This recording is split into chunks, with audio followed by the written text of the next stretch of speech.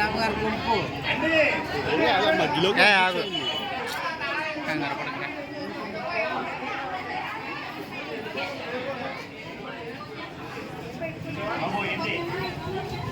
సమస్యలు ఆశ సమస్యలు కూడా చలో విజయవాడ పిలిపించాము ఎంత తరఫున రేపు అయితే ముందస్తు అరెస్టులుగా నిన్న నుంచే మమ్మల్ని అరెస్ట్ చేశారు. రాత్రంతా అరెస్ట్ చేశారు. ఉదయం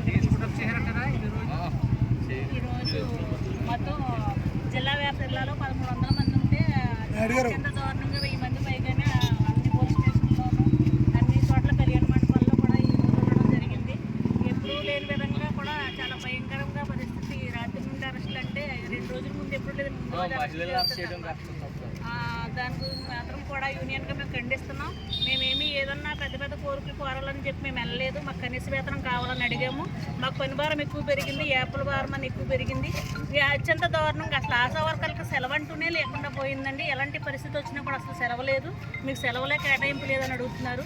ఈ సమస్యల కోసం మేము పరిష్కారం కోసము శాంతియుతంగా మేము రాష్ట్ర వ్యాప్తంగా ధర్నాకు పిలిపిస్తే మమ్మల్ని అత్యంతంగా రాత్రి నుంచి అరెస్టులు చేసి ప్రతి చోట కూడా ఎక్కువ మందిని అన్ని మండలాల్లో కూడా చాలా దారుణంగా అరెస్ట్ చేయడం చాలా దారుణం.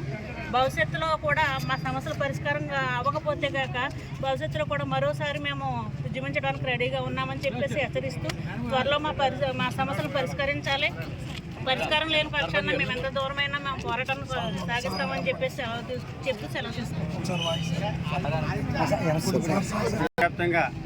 ఆశా వర్కర్లు చేస్తున్నటువంటి ఉద్యమానికి జనసేన పార్టీ తరఫున మా మద్దతు తెలియజేస్తున్నాం. అంతేకాకుండా వాళ్ళకి ఏ విధమైనటువంటి అవసరం వచ్చినా కూడా అందరికీ నమస్కారం. రాష్ట్ర వ్యాప్తంగా ఆశా వర్కర్లు ఉద్యమాలు చేపట్టడానికి జనసేన టీడీపీ పార్టీ వర్గాలు వచ్చి ఈరోజు మద్దతు తెలియజేస్తున్నాం.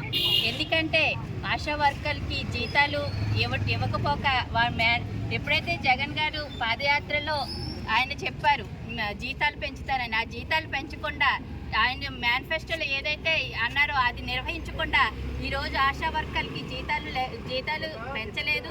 కాక వాళ్ళు సెల్ ఫోన్ ఇచ్చి వర్క్ కూడా ఎక్కువ చేయడం కూడా అది కరెక్ట్ కాదు. దానికి తగ్గట్టు వాళ్ళకి హాలిడేస్ కూడా ఇవ్వకపోవడం, అది వాళ్ళే కాకుండా అంగన్వాడీ టీచర్స్ ఆయాలను కూడా మొన్నటి వరకు వాళ్ళు కూడా ధర్నాలు చేపట్టారు.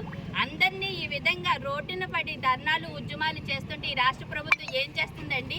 మహిళలను తీసుకొచ్చి మార్నింగ్ నుంచి ఇప్పుడు వరకు వాళ్ళని నిర్బంధించడం ఎంతవరకు కరెక్ట్? దీన్ని నేను ఖండిస్తున్నాను. ఈ రాష్ట్ర ప్రభుత్వానికి ప్రతి ఒక్కరూ గుణపాఠం చెప్తారని హెచ్చరిస్తున్నాను. ఆశా వర్కర్ న్యాయమైన డిమాండ్లు